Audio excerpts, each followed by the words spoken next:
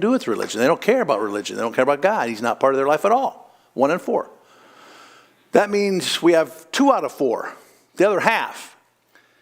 The other half is, they say, mildly interested in religion.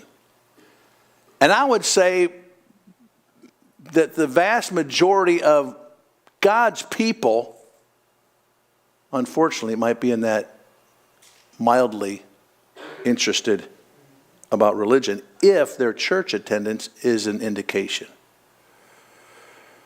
Now, it's not surprising that worldly-minded, unbelieving men and women show no interest in church or spiritual things. It's because their mind is darkened and blinded, and they just want to live their own life, and they're not really interested in church. But what concerns me, and it ought to concern you, is that those who name the name of Christ, those who claim to be children of God, have become so complacent and unconcerned about faithfulness to God's house.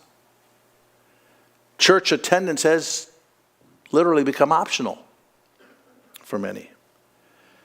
And of course, we are competing with materialism and apathy and laziness and entertainment. And yet, we understand that from outside the church, but even God's people are choosing in many times, in many situations, to neglect the house of God. But let's not be too discouraged, because this is exactly the way it was in the first century.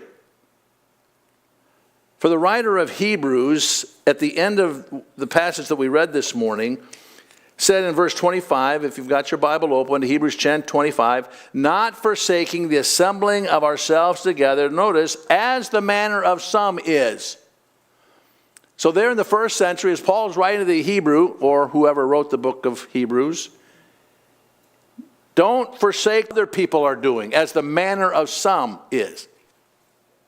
Albert Barnes, the commentator, who wrote the whole commentary on the Bible, he gives some ideas as to why some in that day stayed away from the assembly. Some in that day, the first century, well, some stayed away, number one, because they had been deterred by the fear of persecution, as those who were gathered together would be more exposed to danger than others. And certainly in the first century, Christians were persecuted, and then there was great danger in even meeting together. And in some parts of our world today, that is still the case. They're meeting underground. They're meeting in secret. They're meeting out in the woods, whatever. We don't have that problem in this country. So that's certainly not a reason to stay away from church, because your fear of persecution. Number two, Albert Barnes says, some may have neglected the duty because they felt no interest in it, as professing Christians even today sometimes do. This was Albert Barnes. In other words, church just isn't appealing enough. They don't have any interest. They'll go on Sunday morning perhaps, and maybe once in a while on Sunday night, and well, maybe we'll show up on Wednesday night, but for other special meetings, my life is too busy for church attendance.